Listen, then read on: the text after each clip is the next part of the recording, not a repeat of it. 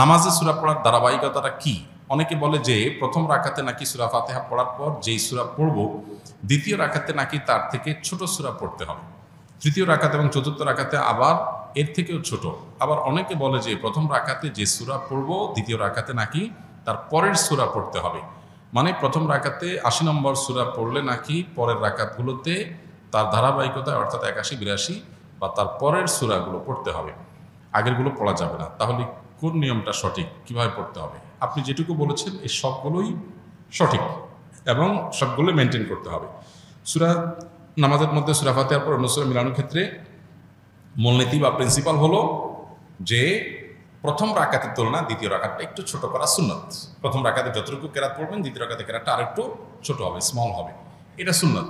কিন্তু এটা যদি ব্যত্যয় হয়ে যায় তাতে কোনো মহাভারত শুদ্ধ হয়ে যাবে না, মহাভারত শুদ্ধ হয়ে যাবে না, অর্থাৎ কোনো সমস্যা হবে না, যা আছে তাই থাকবে, নামাজ হয়ে যাবে।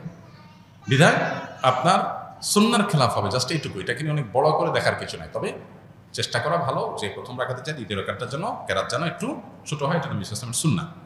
সুন্নাহ না মানলে এটা লবণ কম হবে, তরকারি হয়ে যাবে, নামাজ হয়ে যাবে, কিন্তু এটা অনর্থক হবে। আর ধারাবাহিকতা রক্ষা করাও সুন্নাহ, যেটা আপনি বলেছেন যে ৮০ নম্বর সূরা পড়ছেন প্রথম রাকাতে, তার এরপর ৮১ নম্বর পড়বেন, এভাবে ধারাবাহিকতা তার পরেরগুলো পড়বেন।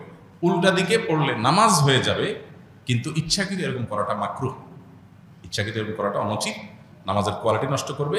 কিন্তু সুন্নত হলো ধারাবাহিকতা মেনটেন করা। ধারাবাহিকতা মেনটেন না করলে অনেক সময় বিশেষ করে সাধারণ আয়াতের ক্ষেত্রে অর্থ বিকৃতির সম্ভাবনা হতে পারে, যে প্রথমে একটা জিনিস পড়েছেন এরপর আরেকটা জিনিস পড়লেন, অর্থ বিকৃতির সময় যদি নাও থাকে জিনিসটা সুন্নাহ পরিপন্থী করে তেলাওয়াতের আদবের খেলাফ, উল্টা দিকে তেলাওয়াত করার জন্য ধারাবাহিকতা বজায় রেখে করাটা সুন্নাহ।